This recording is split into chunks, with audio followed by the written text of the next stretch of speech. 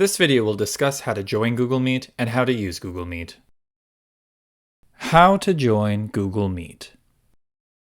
The first thing you're going to want to do is find the link, the URL that was sent to you that can bring you to Google Meet itself. One place to find that is the email we sent you welcoming you to the class. Here you'll be able to find the URL. This link will bring you to the class. It should be meet.google.com with a code at the end. This code is the one we use for the class. But all that you need to know right now is that clicking on it will bring you to Google Meet. If this is your first time using Google Meet, you'll want to first give yourself permission by clicking the microphone here, click Use Microphone, and then Allow while visiting this site.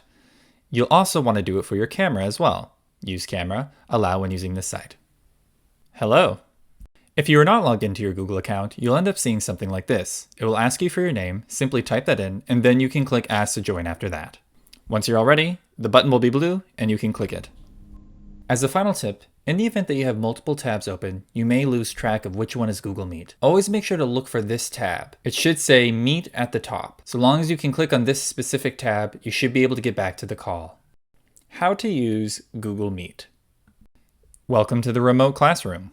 We are now going to be covering the different buttons you need to know in order to use this space efficiently.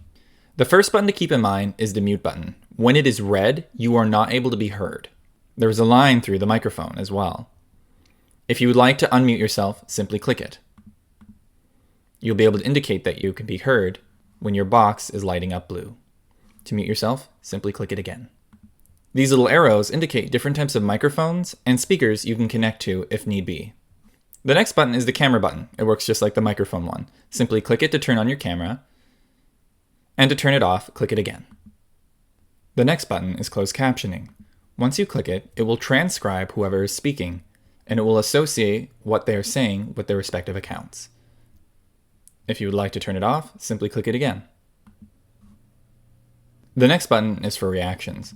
When you click it, it will show you a menu of different options you can select. This is helpful in order to be able to communicate with the teachers without having to unmute yourself or type. If they ask if you understood something, you can simply click the thumb up mark. Maybe you didn't. Maybe someone told a joke and you thought it was funny. Or maybe you're happy that someone told something exciting, like they accomplished something.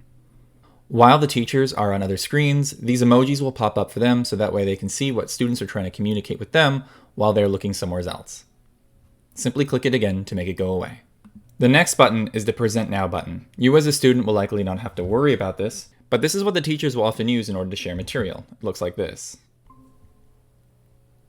If there's a need for you to do this, they will walk you through how to do it personally. This would also be a good place to show that once you are here, you can pin and unpin any one of these videos to make them larger or smaller.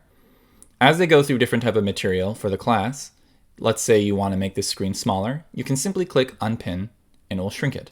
If you'd like to make something else bigger, you can pin it and it will make their screen bigger. If they are done, they will simply stop sharing. And the screens will go back to normal. The next button is the Raise Hand button. It looks like this. When you do it, it will indicate to the teachers that you're trying to ask a question. This is a good way to not interrupt anybody while they're speaking and waiting to be called on once someone has a moment. It will typically go away if you're talking, otherwise you can click it and it will go away that way. The next button is the End Call button. You can see it right here. If you click it, you will simply leave the call. But you can also go up to the tab where your call is, the Google Meet room. You can click this and it will also exit you out of the call. There are two more notable buttons. These ones are a little different. The next one is People. When you click this, it will show you everybody within the classroom, especially if someone is presenting, which will look like this.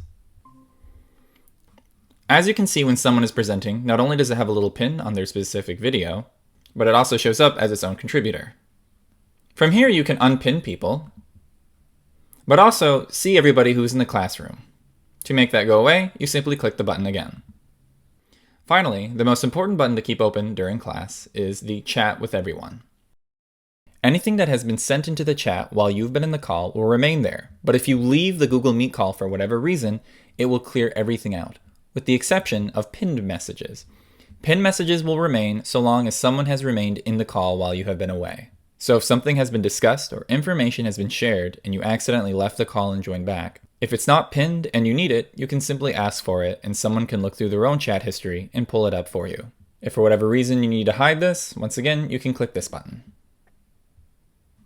So let's do a quick recap on everything we just learned. When you click the microphone, you have the capability to toggle on and off so that way you can be heard or unheard. The same goes for the camera. You can click it and toggle it on and off. When you turn on closed captioning, it will start to transcribe what a person is saying in the chat at any given time and associate it with their specific name. Reactions are a way to interact with the teachers and to give an indication of something you want to let them know about. Presentation shares your screen with everybody in the call. Raising your hand is how you indicate to the teachers that you want to be called upon when they get a moment. The large button here ends the call and will remove you from this call when you click it. The people option will open up a large window off to the side in order to show you everybody who is in the call actively. And the chat with everyone box will show you any message that has been sent while you have been in the call itself.